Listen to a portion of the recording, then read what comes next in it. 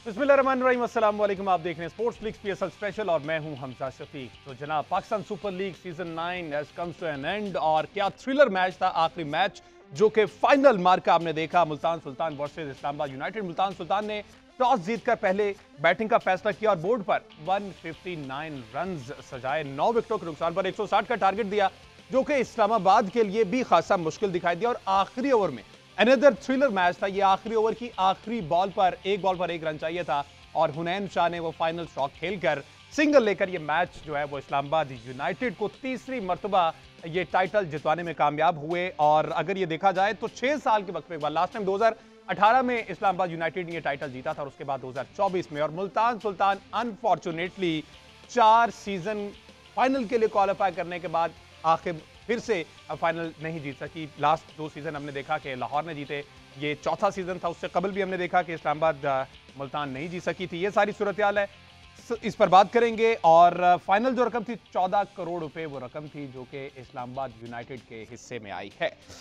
तमाम तर सूरत हाल पर बात करेंगे। फॉर्मर कैप्टन सलमान भट्ट साहब हमारे पास टेलीफोन लाइन स्काइप पर मौजूद हैं। इसके साथ साथ मसीन में ज्वाइन किया। Welcome to both of you ji. Bhatt साहब, आखिरी मैच आखिरी बॉल तक गया, अनदर थ्रिलर, क्या कहेंगे आप? कैप्टेंसी पर ही बात कर ले, टॉस जीतकर पहले बैटिंग का फैसला और 159 इस कंडीशन में जहां पर हमने देखा कि बड़े बड़े स्कोर भी हुए। देखिए, सबसे पहले तो आई थिंक ये बहुत ही शानदार मैच था और हमने अपने प्रोग्राम स्पोर्ट फ्लिक्स में पहले ये बात की थी कि यूजुअली जो फाइनल्स हैं ये हाई स्कोरिंग नहीं होते, हाई प्रेशर गेम्स होती हैं और इसमें टीम्स डिफरेंटली रिएक्ट करती हैं। और बिल्कुल कल भी ऐसा ही लगा। दोनों टीम्स के जो बैटर्स थे स्पेशली, उनमें खासी पैनिक नजर आई, यानी कि उन्होंने ऐसे मौक़ों पर ऐसे शॉट्स मारे जिनकी शायद उस वक्त ज़रूरत ही नहीं थी। स्पेशली अगर हम टॉप 4-5 की बात करें दोनों टीमों की तरफ से। लकी रहे रिजवान पहले ओवर में, कभी मैंने उनको ऐसे नहीं देखा कि वो इतनी जल्दी जो है इस तरह का फैसला कर ले, लेकिन वो नो बॉल हो गई और वो बच गए। फिर उन्हें मौका मिला, लेकिन वो कल कंफर्टेबल नज़र नहीं आए खेलते हुए किसी वक्त भी।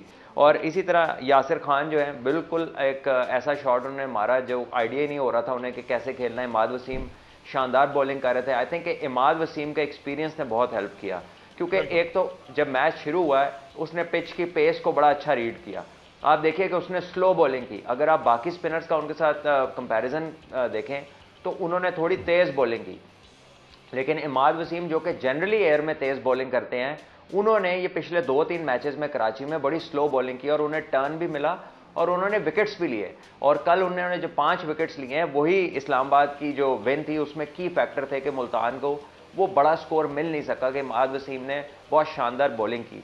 और उसके बाद जिस तरह उन्होंने बैटिंग की और मैच्योरिटी उन्होंने दिखाया कि दोनों टीमों में अगर कोई सुपीरियर कह लीजिए कि रीडर ऑफ द गेम अगर 2-4 प्लेयर्स हैं तो उनमें से Imad Wasim is right top at the top. ठीक है ना, वो जिस तरह उसने मैच को चलाया, जिस तरह सामने वाले को खिलाया, अगर आप उसके चेहरे के तासुरात देखें जब आखिर में वो नसीम शाह के साथ बैटिंग कर रहे थे और जो 25-30 रन चाहिए थे, कितना काम वो थे उस वक्त क्रीज के ऊपर, कितनी इजी डिसीजन मेकिंग उनको देख के लग रही थी। आई थिंक दैट वाज फैंटास्टिक। और वो हिस्ट्री के पीएसएल हिस्ट्री के पहले बॉलर भी बन गए जिन्होंने फाइनल में 5 विकेट्स लिए हैं और रन्स भी, इकोनॉमी भी बड़ी उनकी अच्छी थी। So I think it's a wonderful achievement. आखिरी 3 बड़े मैचेस में अब बड़ा प्लेयर हैज स्टूड आउट और शादाब खान की टीम को मुबारक हो इस विन की। And I think Multan has been unlucky 3 consecutive times, लेकिन उन्होंने भी अच्छी क्रिकेट खेली। लेकिन कल उन्होंने कुछ गलतियां की हैं। आप कैप्टनसी के हवाले से बात कर रहे थे, तो बड़ा इंपॉर्टेंट ओवर था क्रिस जॉर्डन का, जब उन्होंने पॉइंट और थर्ड मैन दोनों दायरे में रख के बॉलिंग की इमाद वसीम को, और जो 2 थर्ड मैन के ऊपर चौके हुए वहां पर उनकी लाइन ही ऑफ स्टंप से बाहर है, तो किस तरह आप थर्ड मैन ऊपर रख के बॉलिंग कर सकते हैं? तो ये वो चीज़ है जो आप एक्सपेक्ट नहीं करते from a captain like Rizwan. लेकिन प्रेशर जो है ना, ये इंसान से बड़ी वो चीज़ें कराता है जिनको आप नॉर्मल हालात में एक्सपेक्ट नहीं फील्ड कर तो रहे। एक साइड पे, मुझे तो इस ओवर देने पर ही एतराज है कि डेविड विले का वहां पर ओवर पड़ा हुआ है, फिर आप मोहम्मद अली को यूज कर लें। डेविड विले ने पूरा टूर्नामेंट बड़ी नपीतुली बॉलिंग की है, बड़ी अच्छी इकोनॉमी उनकी और ये सारा है, लेकिन उस सूरत हाल में क्रिस जॉर्डन को ओवर करवाना वो कुछ समझ से बाहर था। देखिए, यॉर्कर्स अच्छे करते हैं उनकी स्ट्रेंथ पुराना बॉल ही है। और अगर आपको याद हो तो पिछले ही मैच में उन्होंने बाबर आजम को एक शानदार यॉर्कर पे आउट किया था। लेकिन यहाँ पे प्रोपोजिशन डिफरेंट थी और यहाँ पर डेफिनेटली अगर उन्हें बॉलिंग करानी भी थी तो ये अप्रोप्रिएट फील्ड नहीं थी। अगर आप इमाद वसीम के पिछले चंद मैचों की बैटिंग देखे जिसमें उन्होंने रन्स किए हैं, तो वो बिहाइंड पॉइंट बड़ा स्ट्रॉन्ग खेल रहे हैं। पॉइंट भी ऊपर था दायरे के अंदर, थर्ड मैन भी दायरे के अंदर है, लाइन ऑफ स्टंप से बाहर है, तो आप तो बैट्समैन की ख्वाहिश पे बॉलिंग कर रहे हैं। मतलब it was a poor field set.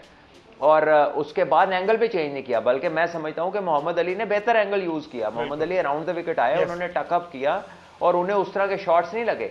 Mohammad Ali से तो गलती ये हुई है कि ये डबल ब्लफ में मारे गए हैं।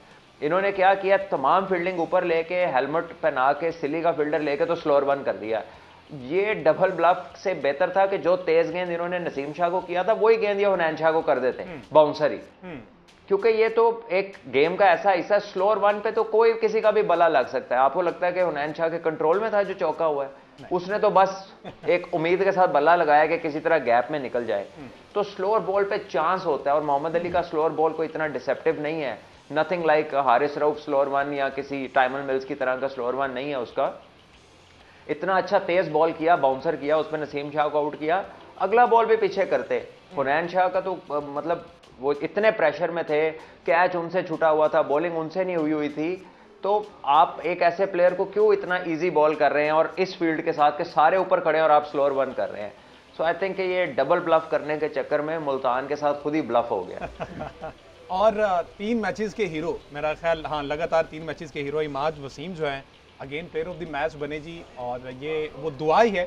वो वीडियो भी हम, बड़ी क्यूट सी वीडियो, डेफिनेटली वो आपने देखी होगी, वो भी हम दिखाएंगे। हम सही सब वैसे क्या रिकॉर्ड है इमाद जी हमजा, इमाद वसीम की अगर हम बात कर रहे हैं तो इमाद वसीम के स्टैट्स का हमने कल भी किया था। इमाद वसीम की जो इकॉनमी रेट थी वो अब लेस देन 7 हो गई है। फाइनल मैच के बाद उन्होंने 23 रन के बस 5 खिलाड़ी आउट किए हैं। जिस तरह भट्ट साहब ने कहा कि पहले खिलाड़ी बन गए हैं PSL फाइनल में 5 पर लेने वाले, और इस PSL में 3 खिलाड़ी ऐसे हैं जिन्होंने 5 पर लिए हैं। उसामा मीर हैं, इमाद वसीम हैं, आरिफ याकूब हैं। आप देखेंगे वो तीनों जो हैं वो स्पिन बॉलर हैं। 126 रन इन्होंने स्कोर किए, 12 विकेटें उन्हें हासिल की इस पूरे PSL में। लेकिन जिन 2 बातों पर मैं खास तौर पर एम्फेसाइज करना चाहूँगा, देखिए इमाद वसीम जब कराची में होते थे तो उस वक्त की अगर आप स्टैट्स निकाल के देखें तो आपको बहुत सारे मैचेस ऐसे नजर आएंगे जिसमें इमाद वसीम अपने 4 ओवर पूरे ही नहीं कर पाते थे। तो इमाद वसीम को जिस तरह से यूटिलाइज़ किया गया इस PSL के अंदर इस्लामाबाद यूनाइटेड की जानिब से, ये भी काबिल तहसीन है। और दूसरी बात यह है कि इमाद वसीम के ऊपर ज़ाहिर है कोई कैप्टनसी का प्रेशर नहीं था। वो बिल्कुल एक प्लेयर की तरह अपना फुल जो पोटेंशियल था उन्होंने उसको इस्तेमाल किया। तो ये एक बहुत बड़ा लर्निंग लेसन है बहुत सारे पाकिस्तानी टीम के प्लेयर्स के लिए भी, कि ये ज़रूरी नहीं है कि आप कप्तान होते हुए ही परफॉर्म करें। बाज़ औक़ात ऐसा होता है कि आपका बेस्ट उस वक्त आता है जब आपके ऊपर किसी किस्म का और प्रेशर नहीं होता। तो बहुत आउटस्टैंडिंग परफॉर्मेंस इमाद वसीम की, बहुत शानदार कारकर्दगी। इस्लामाबाद यूनाइटेड टीम को भी हम मुबारकबाद पेश करते हैं। Success, you know the reason you don't break के बाद रीजन बताएंगे आपको क्या था। एक अमल करते हैं, stay with us. Welcome back जी। पाकिस्तान सुपर लीग सीजन 9 का जो फाइनल था वो हमने देखा, अनदर थ्रिलर देखा। और पाकिस्तान सुपर लीग सीजन 9 में गालिबन 6 मैचेस अहमद सही सब जो लास्ट ओवर तक गए हैं। 6 मैच ऐसे हैं जिनका फैसला लास्ट बॉल पे हुआ है, जो लास्ट बॉल पर बॉल तक 6 मैचेस ऐसे गए। और इमाद वसीम की परफॉर्मेंस दिखा रहे थे कल भी, उन्होंने फर्स्ट फाइफर एज स्पिनर इन 2024 सीजन 9 में इमाद वसीम का ये है फर्स्ट फाइफर जिन्होंने फाइनल में फाइफर हासिल किया। इस PSL में अब तक जितने भी फाइफर हुए हैं वो सारे स्पिनर्स ने लिए हैं। 3 फाइफर हुए, तीनों स्पिनर्स थे, लेकिन फाइनल में फाइफर लेने वाले इमाद वसीम पहले स्पिनर। और 4 ओवर्स 23 रन, 5 खिलाड़ी आउट किए। और एक ये बड़ी क्यूट सी वीडियो, अपनी बेटी के साथ इमाद वसीम मौजूद है और उनसे दुआ की रिक्वेस्ट कर रहे हैं। और उस दुआ के बाद अगले जो 3 मैचेस हैं वो रिजल्ट हम सबके सामने जरा दिखाएं वो क्यूट सी वीडियो।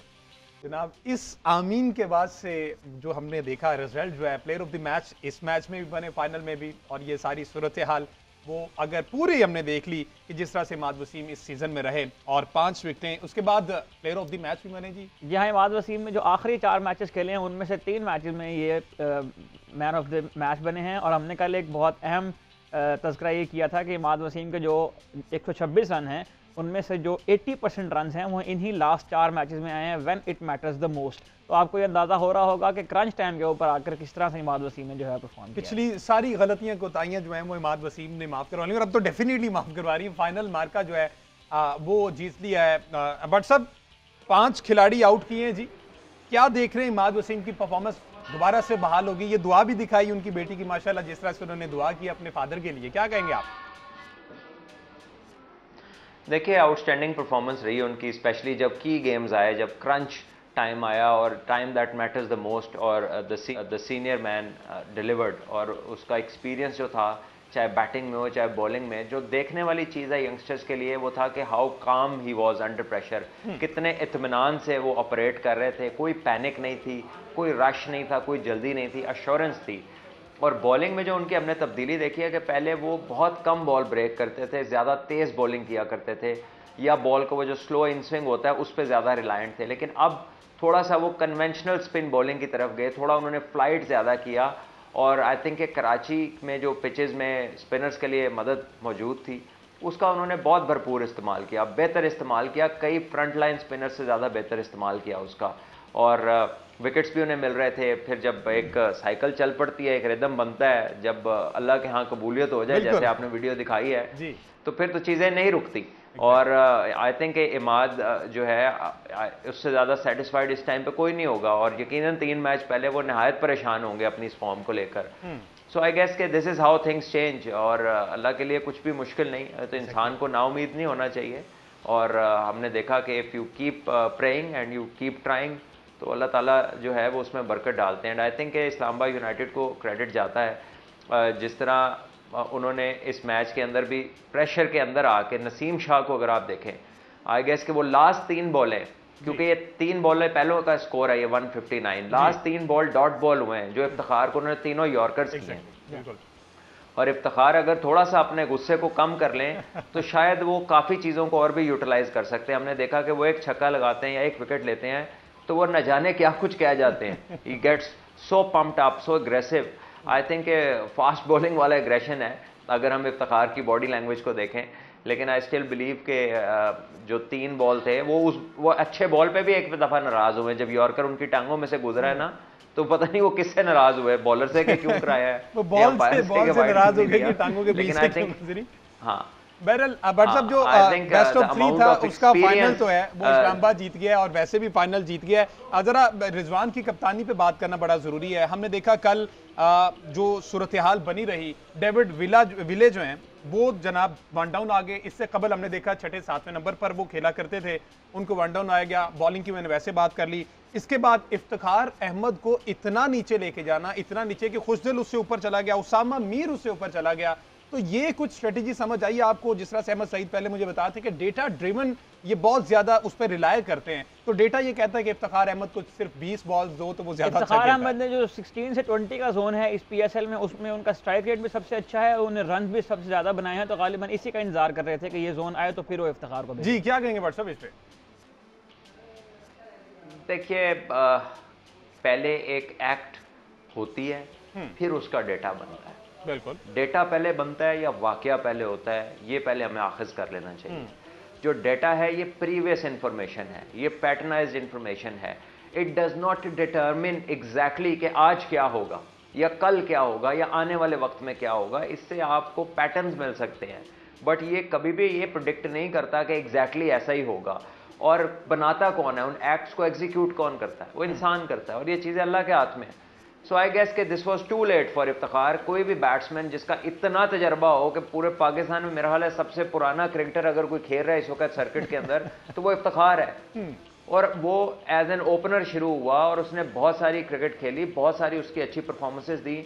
मेरी समझ से बाहर है कौन सा ऐसा डाटा है जो कहता है कि इसको ऊपर ना भेजें, ये ज्यादा ओवर नहीं खेल सकता, या इसके अंदर सकत नहीं है ज्यादा ओवर्स में अच्छी बैटिंग करने की या बड़ा स्कोर करने की। I think that is just blown out of proportion, relying on data to an extent के जहां पर आप अपने ही नुकसान कर बैठे। और अगर आप डेविड विली की बात करते हैं कि उन्हें ऊपर भेजा गया, बड़ी बाउंड्रियां थी। मैंने कल बात जब हम कर रहे थे तो मैंने यही कहा था अपने शो में कि यहाँ पर जनाब, यहाँ पर आपको कन्वेंशनल क्रिकेट खेलनी है। अगर 10 मैचों में आपने एक चीज को तब्दील नहीं किया तो उसको आखिर में तब्दील करने की कोई तुक नहीं बनता। बिल्कुल। तो उन्होंने जब की हैं तब्दीलियां तो फिर उन्होंने देखा है कि वो खराब ही हुआ काम। अगर वो कन्वेंशनल बैटिंग करते और 165-70 को अपना टारगेट बनाते पहले बैटिंग करते हुए, तो यकीनन वो इससे ज्यादा रन करते। लेकिन आपने पावर प्ले के अंदर ही देखा कि वो अनयूजुअली फास्ट खेलने की कोशिश कर रहे थे। थोड़े से अच्छे बॉल नसीम शाह ने किए, लेकिन ऐसा लग रहा था कि रिजवान भी बेचैन है। और यासिर ने भी जो हिट मारी, इमाद वसीम का इतना स्लो बॉल था कि वो निकल के भी बॉल से इतना दूर रह गया और उसने वहीं से बैट चला दिया कि चलो कुछ लग जाए बॉल को। तो आप इतने बड़े मैच में इतनी कैजुअल अप्रोच के साथ और इतना फार फेच्ड कि यार ऐसे कर लेते हैं तो ऐसे हो जाएगा, तो आप देखें तो सही कि आपने प्रीवियसली क्या विली को इस पोजीशन में यूज़ किया है? Not in Pakistan. इंग्लैंड वो ऊपर बैटिंग करता है, इंग्लैंड की कंडीशंस और हैं। पाकिस्तान में नया बॉल इतना स्पिन हो रहा है, इमाद वसीम जैसा बॉलर बॉलिंग कर रहा है जो नए बॉल के साथ अच्छे खासे बड़े प्लेयरों को तंग करता है। आप उसमें एक चांस लेने की कोशिश की आपने, लेकिन I think Islamabad United were good enough. उन्होंने राइट एरियाज में बॉलिंग की, उन्हें स्पिन भी एक्सट्रैक्ट किया, और जो इंपॉर्टेंट चीज़ थी ना कि इस पिच पे जिस पेस से बॉलिंग करनी चाहिए थी वो इमाद वसीम ने बहुत अच्छी उसको अडेप्ट किया, और वो वाला फैक्टर बाकी स्पिनर्स में नजर नहीं आया जितना इमाद वसीम ने उसका फायदा उठाया। ठीक है जी, मुझे एक शॉर्ट ब्रेक लेना जी। ब्रेक के बाद जब वापस आते हैं तो कहते हैं कि इस पीएसएल सीजन 9 से क्या खोया, क्या पाया, जो फॉर्मेशन आगे T20 वर्ल्ड कप की और न्यूजीलैंड सीरीज है, प्लेइंग 11 क्या हमारे लिए हेल्पफुल हो सकती है इस पीएसएल 9 से। Stay with us. Welcome back ji. बात हो रही पाकिस्तान सुपर लीग सीजन 9 की। तो इस सीजन में क्या खोया, क्या पाया, क्योंकि अभी न्यूजीलैंड से सीरीज है, 18 अप्रैल से उसका आगाज हो रहा है, 5 T20। उसके बाद जो T20 वर्ल्ड कप है अमेरिका और वेस्ट इंडीज में, उसके लिए फॉर्मेशन सेट करनी है पाकिस्तान नेशनल टीम ने। अभी कोच का मसला वसाया चल रहा है, लेकिन इस सीजन से हमें कुछ एक पिक्चर वाजे हो गई है कि कौन सा प्लेयर हो सकता है प्रोबेबली 11 में। तो अहमद सईद साहब, most runs, most wickets, most bowlers कौन से जरा बताएं। जी हमजा, इस पीएसएल में मोस्ट रन तो सब जानते हैं, बाबर आजम जहां खेल रहे हों वहां पर बाबर आजम ही आमतौर पर टॉप स्कोर हुआ करते हैं। बाबर आजम ने 11 इनिंग्स खेली, 569 रन जिन्होंने बनाए। अगर हम एवरेज वाइज देखें तो उस्मान खान ने 7 मैचेस खेले, 430 रन बनाए, 106 की इनकी एवरेज है। अगर विकेट्स की हम बात करें तो उसामा मीर ने 24 विकेट्स हासिल की हैं इस पीएसएल में 12 मैचेस खेलने के बाद, और वो 1 विकेट के फर्क से हसन अली का ओवरऑल जो रिकॉर्ड है पीएसएल का वो तोड़ने में कामयाब नहीं हो पाए हैं। जबकि अगर हम ये बात करें कि इस पीएसएल में सबसे ज़्यादा छक्के किसने लगाए हैं तो आपके जहन में फ़ौरन साइम अयूब का नाम आएगा। उन्होंने 21 छक्के लगाए हैं 11 इनिंग्स में। इफ्तिखार अहमद ने 17 छक्के लगाए हैं, और जेसन रॉय ने इस पीएसएल में सबसे ज्यादा। ठीक है, 3-3 ही हो गए। सलमान भट्ट साहब, ये ओवरऑल परफॉर्मेंस है, मोस्ट रन्स हैं, विकेट्स हैं, सिक्सेस हैं, जो कि छोटे फॉर्मेट में यही चीजें जो है वो मैटर करती हैं। आप क्या समझते हैं, अब हमें कोई पिक्चर क्लियर हो गई है अपनी नेशनल 11 सेलेक्ट करने के लिए, क्योंकि खासा मुश्किल हो जाएगा? देखिए, आपको पता नहीं कि क्यों हमें ये मुश्किल होगी, क्यों ऐसा लग रहा है आपको, बिकॉज हमारा तो प्लेयर का कोई पूल इतना बड़ा है नहीं, इतना कोई ग्रेटर कंपटीशन है नहीं हमारे पास। मिडिल ऑर्डर में अभी तक देख लें, इफ्तिखार के अलावा किसने परफॉर्मेंस दी है कंसिस्टेंटली? कोई किसी के 2 मैच इकट्ठे बता दीजिए, किसी ऑलराउंडर के सिवाय इमाद वसीम के बता दीजिए कि कोई लगा हो आपको कि ऑलराउंडर है वाकई, बॉल और बैट दोनों के साथ।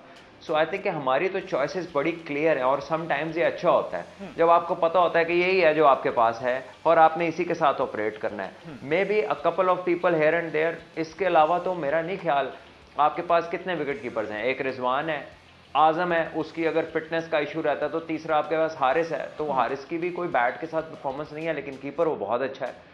तो आपने इन्हीं लड़कों के साथ जो है तैयारी करनी है अपने बड़े मेगा इवेंट की, और आगे 3 सीरीज को यूज़ करना है। मेरा ख्याल पर्सनली ये है कि पाकिस्तान जितना जल्दी अपने 15 या 18 प्लेयर्स का ऐलान कर दे, 3-4 रिजर्व का और 15 का, उतना ही अच्छा है। उन्हीं प्लेयर्स को एक स्ट्रेटेजी और माइंडसेट डेवलप करने दे वर्ल्ड कप का, and then let's talk about what happened after the world cup, क्योंकि हमारे पास इतने ऑप्शंस नहीं है, जो हैं हमने उनको भी कंफ्यूज रखा हुआ है। Basically we need to decide and decide quickly. Basically PSL driven जो वो डेटा आएगा उससे सिलेक्ट करना है। तो आजम खान जो हैं वो best wicket keeper of the tournament हुए हैं। अच्छा, सेकंडली मैंने ये आपसे पूछना है कि इब्रार और उसामा में से आप किसे चूज करेंगे? अगर देखा जाए तो डिफिकल्ट सिचुएशन में उसामा मीर एक्सपोज हुए हैं, हमने वर्ल्ड कप में भी देखा, कल के मैच में भी देखा, और ये सारी सूरत।